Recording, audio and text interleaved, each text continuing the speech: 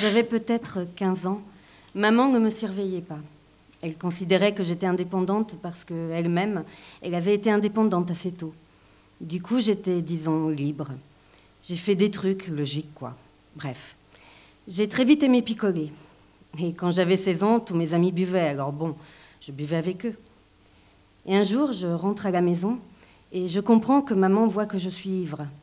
Et elle se met à me crier dessus très fort et moi, je lui envoyais se faire. Bref. Ce n'était pas vraiment le bon moment pour moi. Et ensuite, je me suis réveillée et j'ai compris que c'était la merde. Moi, j'aimais bien aller en haut, au 9e étage. Là-haut, avec les copains, on buvait de la bière et du vin. C'était comme ça. Pour moi, c'était la norme. Et si tu considères que maintenant, je déteste ça, enfin, je ne bois plus, je ne fume plus. En fait, je ne sais même pas comment j'ai arrêté. C'était l'adolescence et rien ne m'intéressait, voilà. Mais j'essayais de comprendre comment vivent les gens et du coup, je tombais dans tous les excès. J'allais partout où c'était possible. J'allais à des soirées avec des intellos, j'allais aussi avec des punks, à des concerts de rock et je sautais dans la foule parce que je me disais, je sais pas, que c'était peut-être ma vocation, que j'étais peut-être punk, voilà. Je me souviens d'une fois, je suis allée avec des gars et l'un d'entre eux, il était complètement bourré. Il a commencé comme ça à déterrer un cercueil. Et ça ne m'a pas plu. Alors après, je me suis dit que basta. Ça suffisait, tout ça. À cause de la neige, on allait à l'école en 2 groupes par roulement. Le groupe des grands, les secondes, premières et terminales, dégageait la neige pour que le groupe des petits puisse passer. Du coup, j'arrivais en classe toujours vers midi, 1h, et je rentrais tard, quand il faisait déjà sombre. On nous enseignait exactement tout ce qu'un gars de la campagne devait savoir. On ne nous apprenait pas à réfléchir. Par exemple, chez nous, un gars devait savoir réparer une moto ou un moteur, aiguiser une faux, un couteau, s'occuper d'un cheval, le panser, le laver, tout ça, quoi. Il y avait une matière qui s'appelait « L'homme et le monde ». Et moi, je pensais que cette matière était enseignée différemment en ville. Tandis que pour nous, c'était des connaissances de base. J'allais chercher les livres et tout le nécessaire pour l'école tout seul. Tout ça, c'était en ville. À l'époque, j'aimais bien Brest. C'est une grande ville, disons comme la moitié de Moscou. Du coup, à 15 ans, je me suis disputé avec mes parents et ils m'ont chassé de la maison. Comme ça, pour de rire. Ils ont dû se dire « Oh, le petit, ça va se calmer, il va revenir ce soir ». Alors, pendant 1 mois, j'ai fait la méga teuf. J'allais dormir à droite, à gauche. À l'époque, je n'avais pas tous mes papiers sur moi. Et un jour, j'ai aperçu un établissement militaire, et comme physiquement, je n'étais pas très maigre, je me suis dit, tiens, je vais passer l'examen, je vais voir si je remplis les conditions. En fait, c'était une académie médico-militaire. Il fallait présenter une copie du bac et passer des tests physiques. La copie, je l'avais, et les papiers qui manquaient, on m'a aidé à les obtenir. C'est comme ça que je suis entré à l'armée. Les conditions sont vraiment bonnes. On me nourrit 3 fois par jour, on me donne un uniforme pour l'été, un autre pour l'hiver, et en plus, je reçois une bourse. Alors, je me suis dit, je vais rester ici un peu. Après ma première année, ça m'a vraiment plu. Je suis de Grodno. C'est une ville, comment dire, compacte, à l'ouest de la Biélorussie.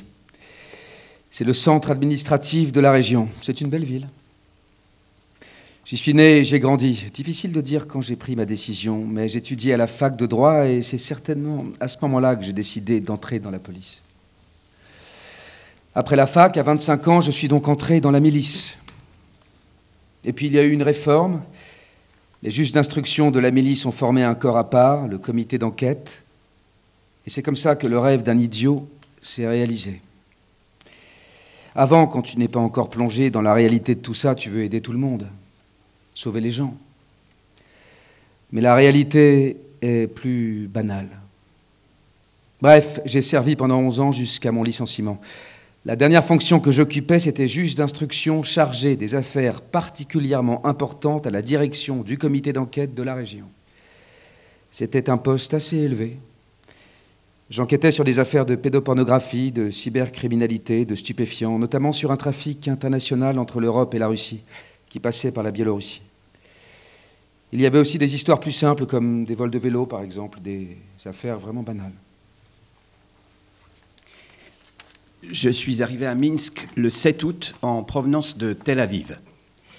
Mes parents sont enterrés à Minsk, au cimetière nord. Mon épouse et mon fils sont arrivés un mois avant moi et ils sont restés chez ma sœur. Du coup, le but de notre séjour était de rencontrer nos proches et d'aller voir les tombes des membres de la famille. C'était une excursion retour aux racines. C'est très à la mode en Israël en ce moment. Le voyage avait été programmé depuis plus d'1 an et on a acheté les billets 6 mois avant le départ. On ne savait pas qu'il y avait des élections. Du coup, juste avant mon départ, après des échanges avec ma famille, j'ai compris qu'il y avait des élections à Minsk, que ça allait être un truc particulier. Parce que le peuple s'était soulevé. Il se préparait à participer de manière active à ces élections. Moi, j'étais sceptique. Parce que d'après les résultats des campagnes précédentes, je voyais bien que Loukachenko gagnait à chaque fois. Alors, je me disais que ça allait être la même chose. Mais je ne pensais pas que tout pouvait dégénérer en nouveau Maïdan. Bon, je me disais que le pouvoir allait être un peu sévère, qu'ils allaient un peu serrer la vis, mais pas qu'il aurait recours à ces méthodes vraiment horribles. Donc, le 9, nous avons loué un appartement dans le centre de Minsk, avenue de l'Indépendance, au numéro 27 ou 28, je ne me souviens plus de quel côté. De mon balcon, d'un côté, il y avait la place d'Octobre et de l'autre, la place de la Victoire. Dans la nuit du 9 au 10, j'ai vu de mon balcon qu'on arrêtait les jeunes qui revenaient à 2 h du matin du centre commercial Nemiga ou de la place Stella. En fait, peu importe d'où ils venaient, ils étaient arrêtés.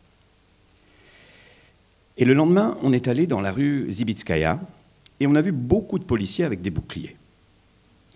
J'ai fait quelques photos, mais je ne pouvais pas les envoyer parce qu'il n'y avait pas d'Internet. Je voulais les envoyer à des amis en Israël pour leur montrer les scènes qui étaient pour nous un truc totalement dingue. C'était dans l'esprit action, reportage du front, quelque chose comme ça. J'avais vraiment pas d'autres intentions. Le 10 dans l'après-midi, on est sorti se balader en ville et on voulait rentrer avant 5 h parce que vers 7 h débutaient les manifestations et nous, en tant que citoyens étrangers, c'était stupide de participer à des manifestations, même si on les soutenait moralement. En approchant de la maison, juste en face de notre immeuble, il y avait un autobus jaune de la ville et plein de boucliers à côté. Il y avait l'inscription « Police » en biélorusse. Et moi, je me suis dit, tiens, c'est drôle, hein, un autobus de la ville, tous ces boucliers et aucune trace de policier. Alors j'ai vite sorti mon téléphone et hop, dans la boîte. On s'est éloigné un peu et soudain, 5 ou 6 types sont sortis de l'autobus. C'était des gars en noir, avec des casques, des aumônes, des types des forces anti-émeutes ou des sobres, des forces d'intervention. Ils se sont jetés sur moi, en hurlant des injures, des menaces. Ils m'ont attrapé, alors moi j'ai levé les mains et j'aurais montré que je ne résistais pas. Alors ils m'ont traîné jusqu'à l'autobus, et là, ça a commencé. Une paire de baffes, je me souviens, mes lunettes ont valdingué, et je me souviens bien, c'était pas des coups vraiment, plutôt des pressions sur le visage. Ils ont regardé les photos que j'avais prises et ils m'ont dit « Mais pourquoi t'as fait les photos ?» Moi, je leur ai répondu « Mais comment ça, pourquoi ?» C'est de la photographie d'art. On voit des boucliers, des policiers, un bus de la ville. C'est super, non? Où est-ce qu'on peut voir un truc pareil? Le 9, je me suis rendue sur la place Stella. J'avais l'impression qu'on tournait un film ou un truc comme ça. En fait, c'était, on aurait dit, un parterre de fleurs noires. C'était les têtes des Siloviki, les forces de l'ordre. Ils étaient assis en cercle. Je suis allée vers eux, j'ai levé les mains et je leur ai dit « Mes enfants, je veux me mettre à genoux devant vous et comme mère, je vous demande, n'ayez pas recours à la force envers ceux qui sont de l'autre côté, parce que ce sont nos enfants. Et si vous leur faites du mal, alors demain, à leur place, nous viendrons nous, les pères et les mères, les grands-mères, et rien ne pourra nous arrêter, et ce sera trop tard. » Et alors, un gars m'a tiré par la manche et m'a dit « Mais tu es bête ou quoi? Il vient de jeter des grenades assourdissantes. » Et effectivement, tout à côté de moi, à 3 mètres, mais vraiment à 3 mètres, explose une grenade assourdissante. Moi, je n'ai pas été touchée, mais Je ne me suis pas calmée pour autant. Je suis allée jusqu'à la chaussée. Je me suis approchée d'un type. Je l'ai regardé dans les yeux et je lui ai dit, écoute, mais tu comprends que tu défends un criminel? Il me répond, je comprends et je vois que vous êtes une personne bien. Mais si vous ne partez pas d'ici maintenant, je ne pourrai pas vous défendre parce que les Aftosak, les fourgons cellulaires, viennent par ici. Ils vont arriver, alors ça va être une autre histoire. S'il vous plaît, je vous le demande instamment. J'ai compris qu'il ne plaisantait pas. J'ai fait demi-tour et je suis partie. Je savais en gros 6 mois avant qu'il y aurait des élections en août. Et j'ai indiqué à mes chefs que je posais mes vacances. Les élections étaient le 9 et le 10, je devais partir en congé. Mais il y a eu toute une histoire à cause des jours fériés et le 9, le jour des élections, on m'a désigné de garde. Le même jour, à environ 9 h du soir, mon père a été arrêté. Il était observateur dans un bureau de vote. Mon service devait se terminer à 9 h, mais on m'a signifié qu'après minuit, je devrais partir en intervention pour juguler des désordres de masse, instruire des poursuites judiciaires à l'encontre des manifestants et ouvrir des dossiers. Je n'y suis pas allé. Au dernier moment, j'ai fait demi-tour. J'ai éteint mon téléphone et je suis rentré chez moi. Voilà. C'est comme ça que mon histoire a commencé. Je ne sais pas d'où ça vient, mais certainement parce que je n'ai pas peur. Je sais pas, j'avais pas peur. Enfin, j'avais un peu peur, mais c'est maintenant que je comprends que ma peur était plus forte que ça. Plus loin, il y avait des gens qui craignaient d'approcher. Moi, j'étais dans les premiers rangs et j'observais tout ce qui se passait et je le filmais en vidéo. Là où j'ai eu vraiment peur, c'est quand j'ai vu un véhicule écraser la jambe d'un gars. Sa jambe. La voiture a presque roulé sur le type. C'était un Aftosak, enfin, je suppose. On a appelé les urgences. Les urgences sont arrivées, on lui a mis une perfusion. Il était allongé au beau milieu de la rue. Ensuite, 30, certainement, je ne sais pas, peut-être 40 minutes plus tard, un canon à eau est arrivé et une seconde grenade m'est tombée dessus. Ma première pensée a été que je n'avais plus de visage, parce que je ne pouvais pas ouvrir les yeux. J'étais en sang et le sang tombait à grosses gouttes par terre. Alors je me suis dit que je n'avais plus de visage parce que je ne sentais rien. Des gens m'ont saisi, on m'a traîné jusqu'à l'ambulance et on m'a posé un bandage sur le front. Je suis restée longtemps sans perfusion. Mon téléphone, il n'arrêtait pas de sonner. Je m'inquiétais pour maman parce que le lendemain, elle devait partir se reposer à la mer. On m'a conduite dans un hôpital militaire, on m'a fait une perf avec des analgésiques et on m'a retiré un éclat. Mais je n'ai pas été endormie. À ce moment-là, j'ai encore pensé que j'avais le visage arraché parce que, on sait bien, quand on demande au docteur si tout va bien et qu'il ne peut pas te répondre, c'est que ça va mal. Moi, j'avais pas l'intention d'aller casser du flic, de leur balancer des pierres. Non, non. J'ai vu sur Telegram que beaucoup de blessés ne recevaient pas de soins. Alors je suis allé sur place pour mettre mes connaissances en pratique, pour aider les gens, quoi. Gratuitement, évidemment. Et voilà ce qui s'est passé la première nuit. On a pris la voiture parce que le train avait été supprimé à cause du Covid. Quelqu'un a balancé un pavé sur les forces d'intervention. J'ai pas vu leurs insignes, c'était peut-être la police ou les aumônes, je sais pas. Au lieu de tomber sur les forces de l'ordre, le caillou est tombé sur moi et j'ai eu une dent cassée. Et je me suis dit, waouh, c'est énorme.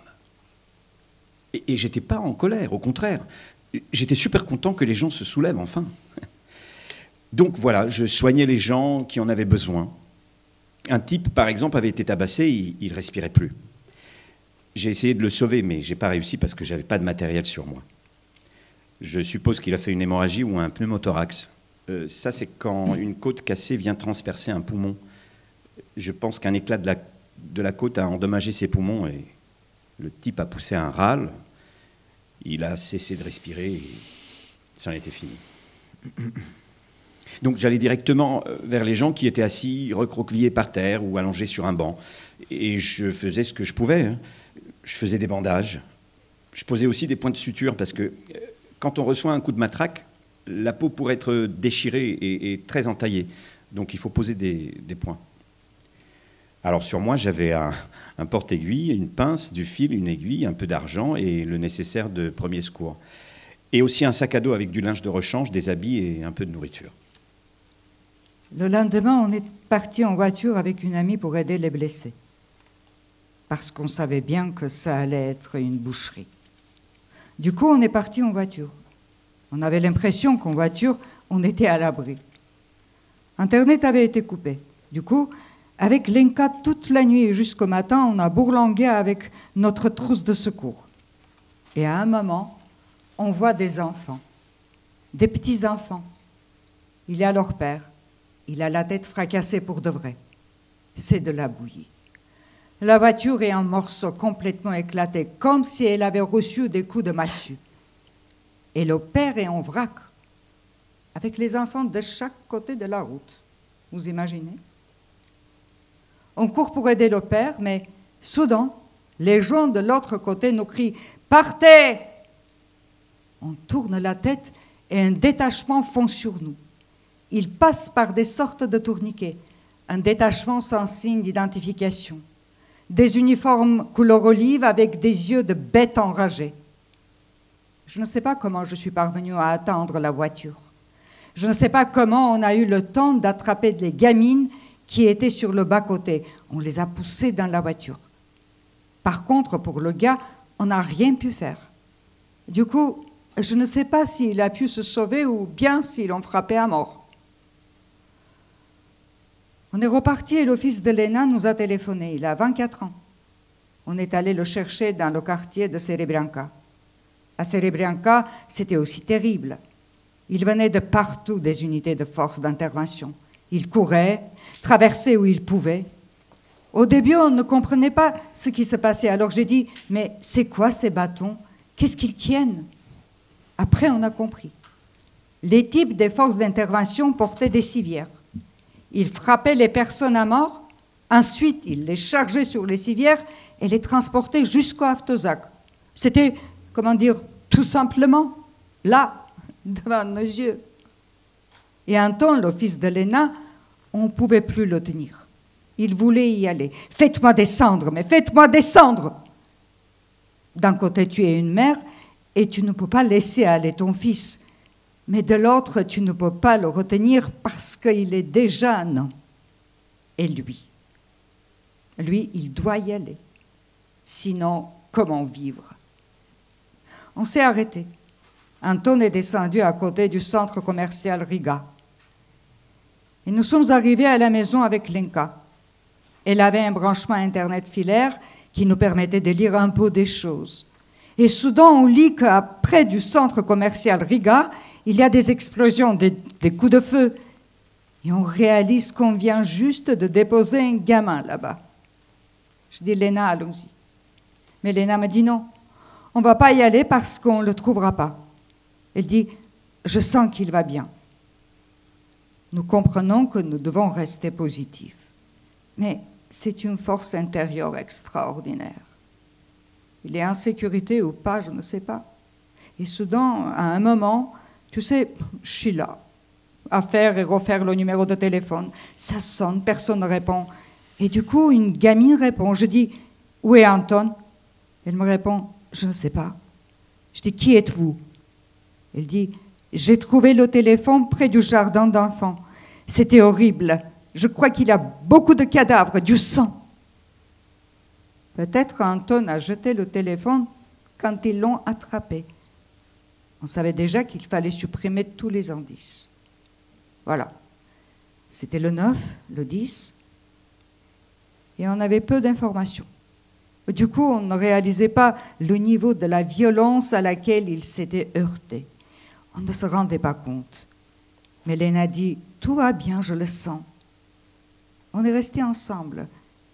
Et à 4h30, on a entendu gratter doucement à la porte. C'était Anton. Il était parvenu à s'enfuir. Il s'était caché dans l'entrée d'un immeuble et il avait perdu son téléphone. Je portais des Rangers et des pantalons verts. Même pas des pantalons type camouflage. Non, juste verts. On appelle ça des pantalons cargo. Mais ce sont surtout les Rangers qui les ont attirés. Bref, voilà. Je marche et je suis en train de téléphoner. Je passe devant eux, je les dépasse, je tourne dans une rue et là,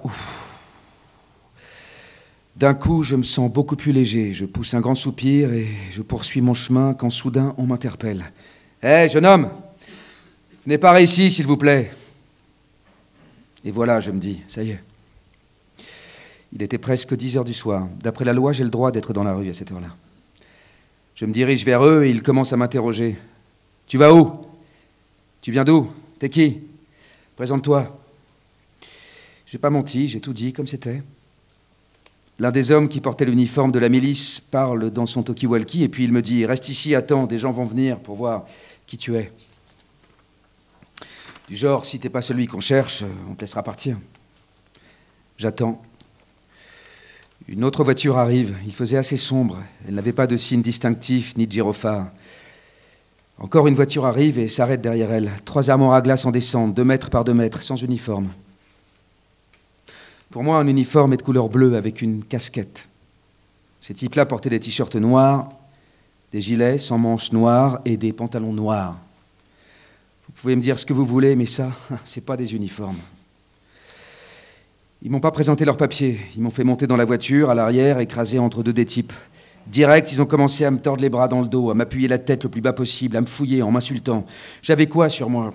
Un paquet de clopes, des clés, un téléphone, des trucs comme ça, mes écouteurs, mes gants. Ils m'ont piqué mes gants, d'ailleurs. Et les coups pleuvaient sur ma nuque, dans ma gueule, dans mon dos. On a dû rouler, je sais pas moi, 2-3 minutes. On roulait très vite. Toute la durée de mon joyeux voyage, j'ai essayé d'obtenir des éclaircissements. Et pourquoi vous faites ça? Pourquoi? J'ai fait quoi, moi? On va où? On m'a rien dit. Finalement, la voiture s'est arrêtée. Les 2 types à côté de moi m'ont attrapé par les pieds et les bras et ils m'ont foutu allongé sur le goudron, face contre le sol. D'autres hommes étaient couchés à côté de moi sur le ventre, les mains dans le dos. C'était très bruyant, il y avait beaucoup de monde, des éclats de voix, des cris. Vous savez, comme dans les films, quand les personnages arrivent dans une base militaire et que des ordres sont criés. Bah là, c'était pareil. Ils m'ont piqué mon téléphone. Ils m'ont demandé de le débloquer. Je l'ai fait. En fond d'écran, j'avais un dessin qui représentait un soldat mort. Un crâne avec un casque et une sorte d'uniforme déchiré sur le squelette. Et un bandeau rouge et blanc sur une manche avec un signe runique. Et alors là, ça a commencé. Mais t'es qu'un putain de petit nazi, toi, t'es un fasciste. Et ils se sont mis à me donner des coups de pied dans les couilles, dans la gueule. Ils portaient leurs rangers, comme moi, des coups partout. Ça cognait avec leur matraque aussi, ça cognait, ça faisait vachement mal.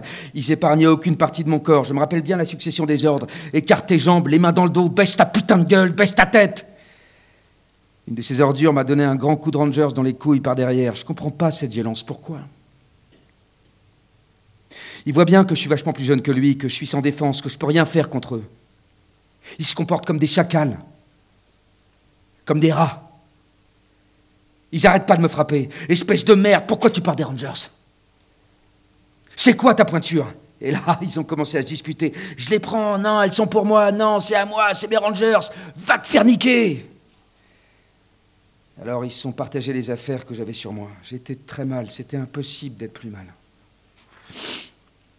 J'ai essayé de dialoguer un peu, parce que j'en pouvais plus qu'on me frappe. Je voulais que ça s'arrête. J'ai essayé de toucher leur inconscient. Je leur ai demandé « Pourquoi vous faites ça ?» J'avais plus de voix à force de crier, à cause de la douleur dans le dos, dans les reins, les coups qui s'arrêtaient plus. Alors j'ai hurlé « Pourquoi? J'ai rien fait !»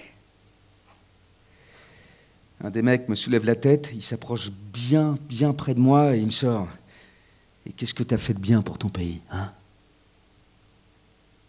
Et ils se sont mis à rire. C'était des chacals, je vous le dis, c'était des chacals. Évidemment, on a participé à tous les meetings. Et quand on a arrêté Maria Kolesnikova, je me souviens que je suis arrivée au meeting et on est parti du quartier Komarovka. Je ne sais pas pourquoi on s'est retrouvés devant et on devait mener cette colonne quelque part. Et je voulais la conduire tout droit.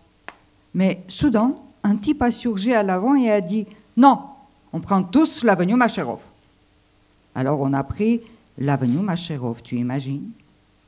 Plusieurs avtosacs étaient garés et ils ont divisé la foule, des gamines. Quelqu'un a fait demi-tour Une autre personne est partie en courant, mais la plus grande partie était bloquée.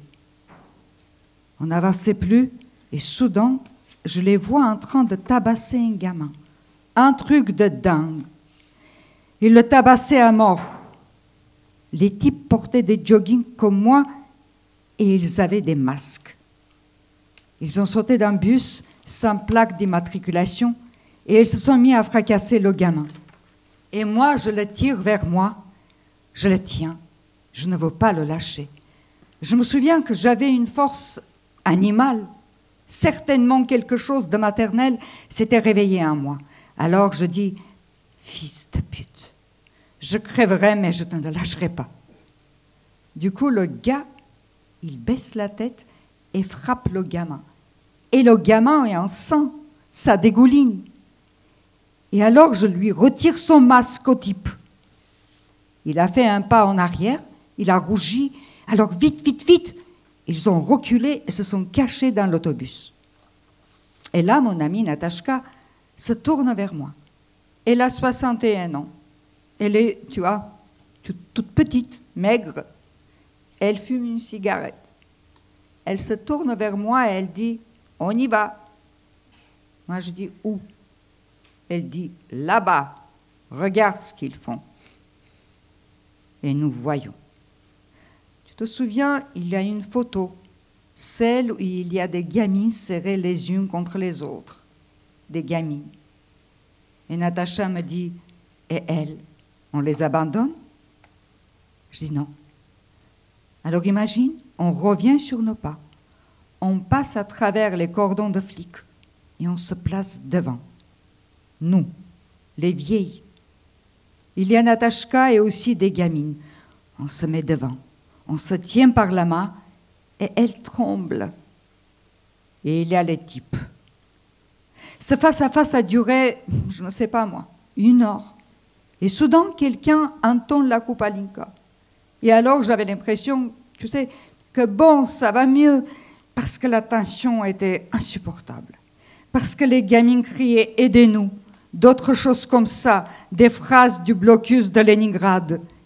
Et soudain, boum, 8 ou 10 bus se ramènent des types en sorte de... Ils ont des yeux de fou. Et direct sur nous. Et après, je ne me souviens pas. En fait, je me souviens que je reçois un grand coup dans le ventre. Une fille est tombée, une autre. Je me suis retrouvée au sol toute dégueulasse. Et je ne sais pas pourquoi je n'ai pas été embarquée. Natashka, par contre, a été embarquée, les autres aussi. Et on a passé toute la journée et la nuit au commissariat. On les a attendues. Mais elles restaient enfermées. Le lendemain, elles ont été jugées. Ensuite, j'ai téléphoné à Natashka. Je lui dis « Ça va, Natacha ?» Elle me répond « Ça va ». Puis elle ajoute « Tu sais ce qu'est une tinette ?» En fait, une tinette, c'est un très grand trou qui pue. Quand ils ont arrêté de m'enfoncer la tête dans la cuvette des chiottes, ils se sont mis à me frapper dans les jambes. Ils m'ont demandé si je comprenais où j'étais et moi j'ai répondu chez les flics. Ensuite, ils m'ont emmené dans le couloir. J'avais les mains liées dans le dos. Ils m'ont allongé sur le sol. Ils m'ont mis une cagoule sur la tête et le passage à tabac a commencé. J'ai compris que c'était une forme de torture et que cette nuit, j'allais déguster. Je ne sais pas combien ils étaient à me frapper. J'entendais des voix que je ne pouvais pas identifier. J'ai même entendu des voix féminines. Mais le plus important pour moi, à ce moment-là, c'était de tenir. Pendant la dernière heure, j'étais dans le bureau et j'ai enfin pu voir les gens qui me frappaient. Je leur parlais et j'avais très peur. C'était probablement le moment le plus terrible. Voir ces personnes, voir l'expression de leur visage. Et je recevais des coups. Tu refuses de signer ta déposition, tu reçois des coups. Tu dis que tu as travaillé dans le secteur Covid de l'hôpital, on te frappe. On te frappe parce que tu as travaillé pour le gouvernement Tu as reçu une prime Covid et tu oses te révolter contre un système qui te paye. Le but de ce passage à tabac, c'était de me briser. Je suis parti en même temps que mon épouse et nos 2 petits-enfants.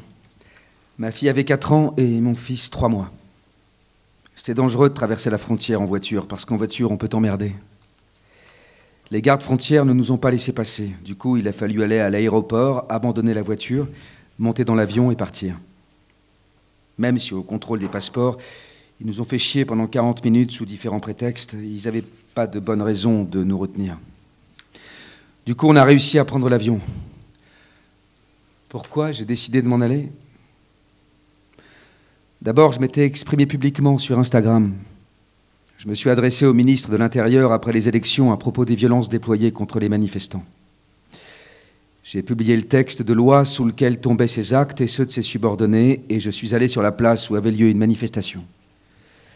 Par l'entremise des journalistes qui étaient là, je me suis adressé à mes collègues. Je leur ai dit de venir me rejoindre sur la place. Je leur ai dit de passer du côté du peuple. Mais quand le mouvement a commencé à s'essouffler, mes collègues m'ont dit « Fais gaffe, t'es en danger, une plainte va être lancée contre toi ». Je ne pouvais pas rester en Biélorussie. J'avais rien fait d'illégal, mais je ne pouvais pas retourner derrière les barreaux, c'était pas possible. Alors j'ai laissé mon appartement de 3 pièces et ma nouvelle voiture. Bébé, je suis parti. J'ai tout laissé et je suis parti vers une nouvelle vie. Quand il est repassé une nouvelle fois, j'ai compris que c'était l'adjoint du chef du commissariat, un certain Kalinik.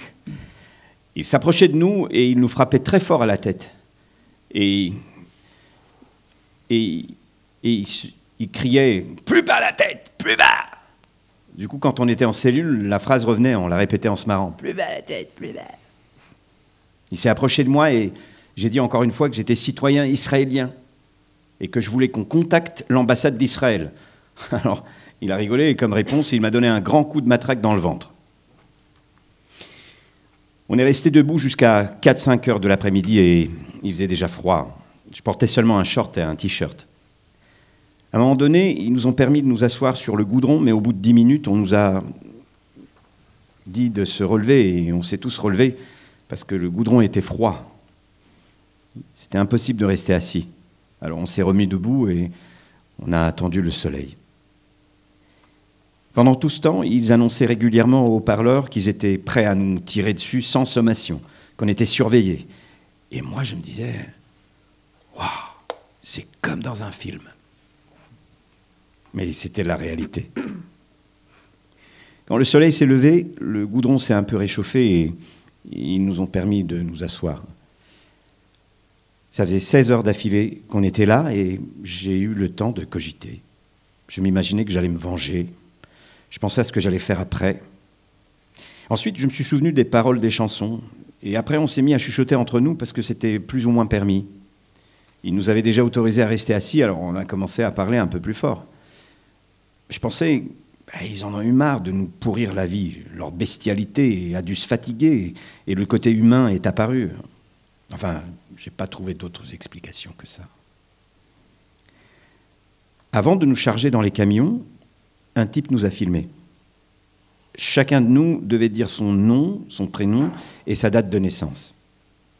Et moi, j'ai ajouté que j'étais citoyen israélien. Et je l'ai dit très fort, tout fort, pour que tous les policiers l'entendent. Mais on m'a simplement balancé dans un aftezac. C'est d'ailleurs le moment le plus difficile de toute cette histoire, parce qu'on m'a jeté sur les autres. Du coup, je n'étais qu'un corps. Et il faisait ça pour économiser la place, pour que 29 personnes puissent tenir.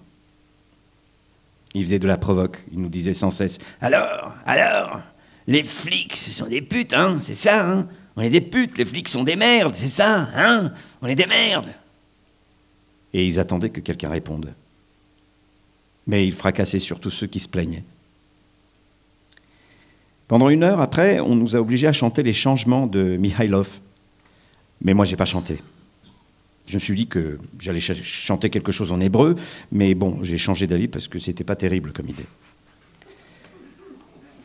Au bout d'1 heure, on est arrivé et on nous a autorisés à nous asseoir plus confortablement sur le sol du fourgon.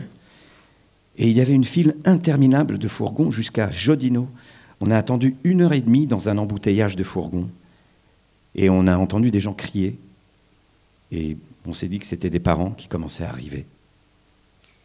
Svetlana Tikhanovskaya avait déclaré la grève nationale. Nous avons décidé de couper les routes. Mais moi, je cours lentement, alors ils m'ont chopée. Et ils m'ont conduite jusqu'à un véhicule. C'était pas un Avtozak, mais un simple minibus. Là, ils m'ont saisi par les cheveux. Ils m'ont dit de ne pas regarder devant moi, de baisser la tête. Puis, ils m'ont fait lever la tête, toujours en agrippant mes cheveux, et m'ont demandé comment je m'appelais, où j'habitais. J'ai dû donner toutes mes informations personnelles. Ensuite, on est arrivé au commissariat, où je suis restée très longtemps. Ils ont fait l'inventaire de mes affaires et on m'a fait entrer dans un bureau. Il y avait un type chauve, repoussant. Il m'a demandé pourquoi je souriais, mais je ne souriais pas. Je sais pas, c'était peut-être une réaction nerveuse. Le type m'a saisi par l'épaule. Il m'a soulevée, il était juste en face de mon visage.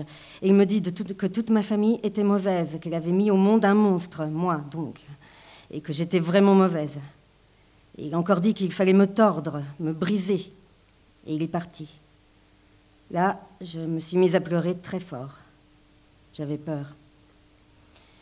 Ils ont aussi pris mes empreintes digitales et j'ai signé des papiers disant que oui, j'étais d'accord sur tout ce qui avait été dit. Après, on m'a conduite dans une salle des actes où j'ai écouté le chauve hurler sur tout le monde avec des mots orduriers. Et pour finir, on m'a mise dans une cellule avec d'autres détenus. On s'est comporté avec nous comme avec des repris de justice. On nous hurlait dessus en permanence, on nous disait de garder la tête baissée, les mains dans le dos. Pendant toute la journée, on ne nous a apporté ni à manger ni à boire. Le lendemain, on nous a fait monter dans un fourgon et on nous a amenés à Crestino. Je lisais l'acte d'accusation. Derrière moi se tenait un de ces types. Ils sont très jeunes. Et ils me parlaient comme à un chien. Selon l'acte, tu es accusé de ça, ça et ça. Je dis, mais concrètement, où je dois signer? Il me répond, ici, ici et ici. J'écris un truc du genre que je ne suis pas d'accord avec le chef d'accusation et je signe uniquement ce que j'écris moi-même. Alors, il voit bien qu'il ne peut pas me casser. Que de toutes les façons, j'écrirai que je ne suis pas d'accord avec l'acte d'accusation et il commence à m'expliquer le pourquoi du comment. Et son collègue arrive et se met à lui gueuler dessus du genre « Mais qu'est-ce que t'en as à branler de lui expliquer? Elle ne veut pas signer, alors tu l'achèves. » À cet instant, on m'arrache simplement l'acte d'accusation et on m'attrape par les cheveux dans une cellule. Voilà comment s'est passée la signature de l'acte d'accusation. Ensuite, on nous a conduits au 3e étage. Au fond du couloir, il y a la porte d'une cellule qui s'ouvre. Au premier coup d'œil, tu comprends qu'elle est déjà bourrée. C'est une cellule pour 4, 10 mètres carrés. Il y a déjà 23 personnes. Et avec nous, ça fait 13 personnes en plus. En tout, nous sommes 36.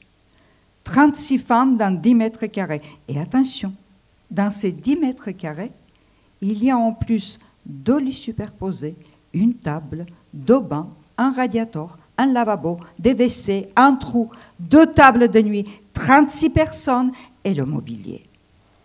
Pendant toute la durée de ma détention, ils ont tabassé des gens. C'était du 24 heures sur 24 et 7 jours sur 7.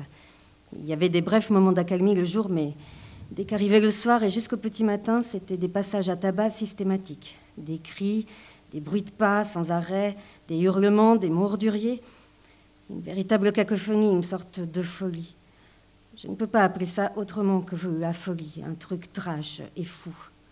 Par exemple, on amène un gars, il est balancé, mais vraiment au sens propre, balancé. Il fait un vol plané. C'était à côté de notre cellule et pour la première fois de ma vie, j'ai entendu le bruit des coups portés sur les gens. C'était un bruit sourd et mat. Un bruit comme ça.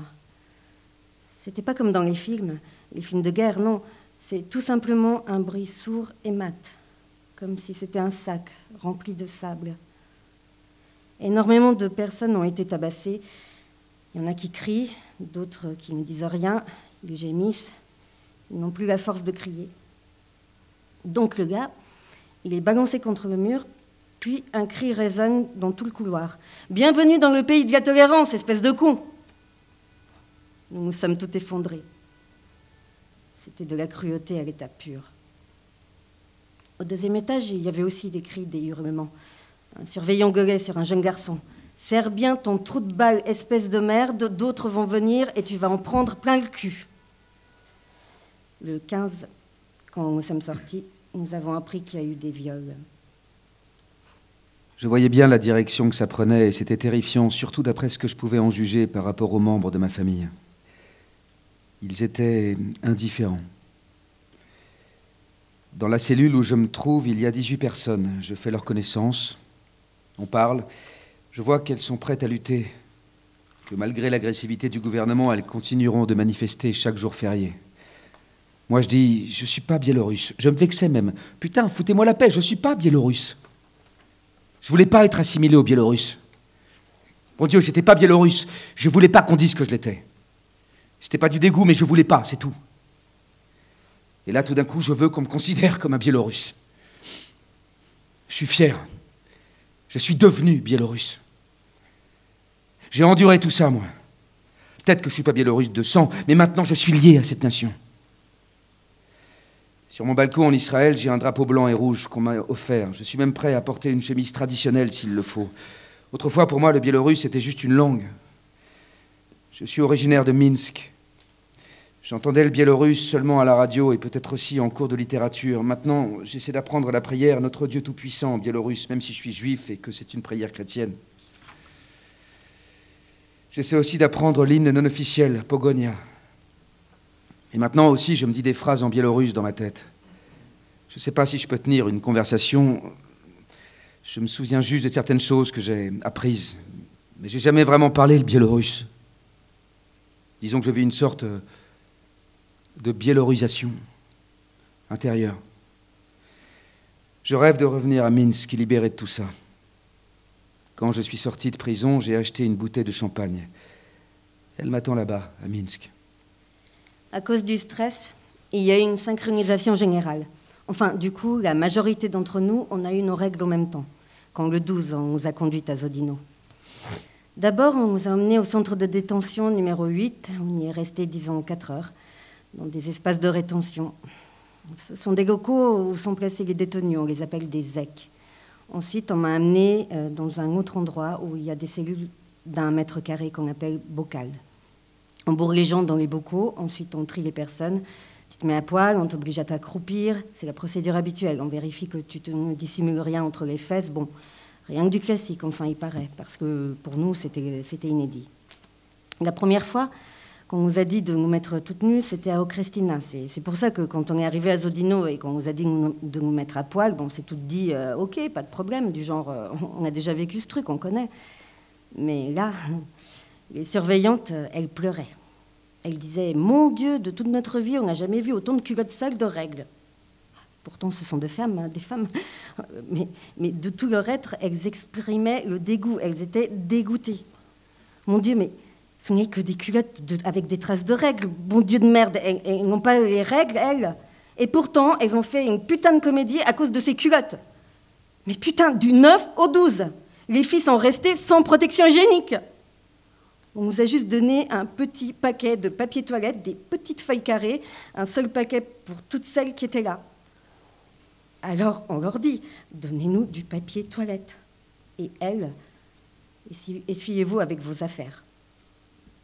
Personne n'est allé aux toilettes, non. Pour de vrai, j'ai éclaté en sanglots. J'ai éclaté en sanglots quand on m'a fait sortir, quand on m'a accueilli. Alors là, j'ai fondu en larmes. J'ai tout laissé couler. Pas au début. Au début, on se retenait parce qu'on savait que si on se mettait à pleurer, ça allait tourner à l'hystérie. À la sortie, il y avait mon fils, papa, une amie. Ils étaient venus en voiture. Ah oui, il y avait aussi la fiancée de mon fils. Et aussi des volontaires. Il y avait beaucoup de volontaires. Ce sont des saints. Dès que quelqu'un sortait, ils allaient le voir, demander s'il avait besoin d'aide, s'il fallait l'amener quelque part. J'ai à nouveau fondu en larmes et mon fils m'a dit « Mais allons, maman, c'est fini, mais pourquoi tu pleures ?»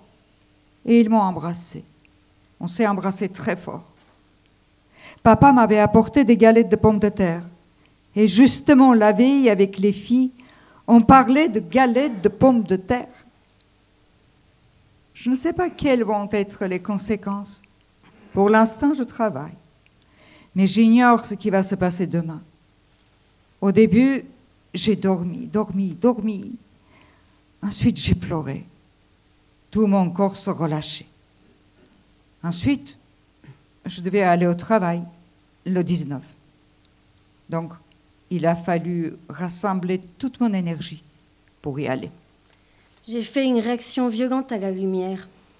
Quand on se promenait avec Micha, dès qu'il y avait des feux clignotants, quand par exemple quelque chose se passait, une lumière s'allumait, ou n'importe quoi d'autre, mon corps l'interprétait comme quelque chose de très dangereux et je me mettais à pleurer. Par exemple, on se promène avec Micha en ville et là je vois quelque chose et je me mets à hurler et à pleurer de toutes les larmes de mon corps. Mon état d'esprit, comment dire ? J'étais dans un état de grande frustration. Je lisais les nouvelles, tout ce qui se passait en Biélorussie, et je prenais tout ça très à cœur. Je me sentais comme piétinée, incomprise. Je suis allée à Kiev et là-bas, je ne voulais pas sortir parce que, je ne sais pas, je voulais me coucher et mourir, c'est tout. Ma dépression s'est arrêtée il y a environ 2 semaines. C'est parce que j'ai commencé à prendre des antidépresseurs et j'ai compris que j'avais une dépression qui empirait vraiment tous les jours. Je ne voulais pas vivre. Chaque jour était pour moi une torture. Je n'avais pas envie de quitter mon lit, de faire quoi que ce soit. J'avais une seule idée en tête, pourquoi je vis, pourquoi je vis, pourquoi je vis, pourquoi je vis, pourquoi je me réveille chaque matin. Je me suis réveillée ce matin et je veux faire les choses inutiles, je n'ai besoin de rien, je veux me coucher et mourir. Voilà les idées que j'avais dans ma tête. Mais comme le dit le proverbe, l'espoir est le dernier à mourir. Il y a comme, je ne sais pas, un instinct de conservation, quelque chose qui travaille en toi, une force, une sorte de force intérieure. Alors, j'ai compris que je devais aller chez le médecin et me soigner. C'était un cas de dépression, un SPT, un syndrome post-traumatique. Je devais suivre une thérapie et prendre des antidépresseurs au moins pendant 1 année. C'est une immense envie que j'ai. Bon, pour l'instant, je ne peux pas abandonner mes collègues parce que je travaille aux urgences et avec la Covid, la charge de travail est énorme. Mais si on ne m'accorde pas mon visa pour les États-Unis, j'ai bien l'intention de retourner vivre dans mon village. Il y a encore un kolkhoz, je soignerai les vaches. Chaque maison a 1 ou 2 vaches, des cochons, des chèvres. Là-bas, bon, il n'y a pas de clinique, pas de pédiatrie. Je suis pédiatre de formation. Et là-bas, impossible de travailler en tant que pédiatre. Mais tout le monde a du bétail. Des poules, des vaches, des chèvres. Et en principe, en 1 semestre, il est possible d'apprendre tout ce qui est nécessaire. J'ai plein de livres là-dessus. Comment soigner les bêtes, comment devenir vétérinaire. Voilà, je peux très bien vivre comme ça au village. J'ai tout ce qu'il faut pour être heureux. Là-bas, j'ai déjà une très belle maison, j'ai ma petite ferme, j'ai des poules, des vaches, des cochons. Les fruits et les légumes, je les achète chez mes voisins. Ils ont installé l'Internet au village et bon, si j'y vais, je vais mettre du très haut débit. J'ai aussi une voiture pour aller au lac, pour aller pêcher. Tout est très joli chez nous. C'est la nature. On est comme dans un monde parallèle, dans un monde enchanté. Avec mon mari, j'ai fait une fixation complètement débile. Je suis dans la cellule et je dis aux filles, j'en ai rien à foutre de ce qui peut m'arriver, je sais que ça va aller. Mais je m'inquiète pour mon mari parce que c'était comme une obsession. Je me disais que mon mari pouvait mourir. On nous avait effrayés, on nous avait dit qu'on faisait exploser les jambes des détenus à la grenade, on nous disait encore que la moitié de Minsk était dévastée, que des pavés de route avaient été retirés, qu'il y avait du pillage. Plus tard, les filles qui avaient été arrêtées en train de se livrer à des combats de rue sont arrivées. Et elles nous ont raconté les horreurs qui étaient en train de se passer. Je connais bien mon mari. Je savais bien qu'il était là-bas, avec les manifestants. Ma famille, elle ne savait pas où j'étais, car ces monstres ne donnaient aucune liste, aucune information sur l'endroit où se trouvaient des personnes arrêtées. Du coup, on était considérés comme des personnes disparues. Mon père et ma mère ne quittaient pas leur maison, ils ne pouvaient pas me trouver. Si tu ajoutes qu'Internet avait été coupé dans tout le pays... Mon mari, il m'a dit plus tard, « Putain, on t'a cherché partout, on n'a pas pu te trouver, et toi, dans tes conditions, tu as trouvé le moyen de me contacter. » En fait, j'ai demandé à un flic en civil. Je lui ai dicté le numéro de téléphone. Je l'ai supplié simplement de donner un coup de téléphone. Et j'ai attendu ensuite, attendu à en crever que ce flic vienne me dire qu'il était vivant, qu'on lui avait répondu au téléphone. Au moment où j'ai commencé à pleurer parce que le policier n'était pas revenu, on nous a réunis pour nous amener dans une autre prison. Alors moi, je suis debout près du mur, j'ai les mains dans le dos, je regarde le mur et je me mets à pleurer. C'est une vraie fontaine.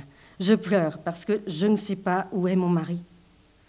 Il faut savoir que quand il passe une personne à tabac, ils font l'appel. Alors moi, j'essayais de capter au moindre bruit, j'essayais d'entendre le nom de mon mari. Mais le plus dingue, c'est que je ne savais pas si je voulais ou pas entendre son nom. Parce que si j'entends son nom, c'est qu'il est vivant, mais en même temps, ils peuvent le tuer parce que dans la prison où nous étions, les personnes ont été tuées. C'est dingue. Je ne savais pas si je voulais ou pas entendre son nom. C'était vraiment un truc de fou. En plus, je savais qu'on allait me transférer dans une autre ville et je ne reverrai pas le flic en civil et je ne saurais plus où est mon mari. Ensuite, on nous a fait sortir. On arrive dans une petite cour où pendant plusieurs jours, des personnes ont été torturées, humiliées. On sort, un gardien armé d'une mitraillette nous accompagne et là, je vois des hommes. Ils sont nombreux, allongés, face contre terre, les mains dans le dos, attachés. Ils ont des traces de coups sur le corps. Plus loin, je vois encore qu'il y a des groupes de gamines.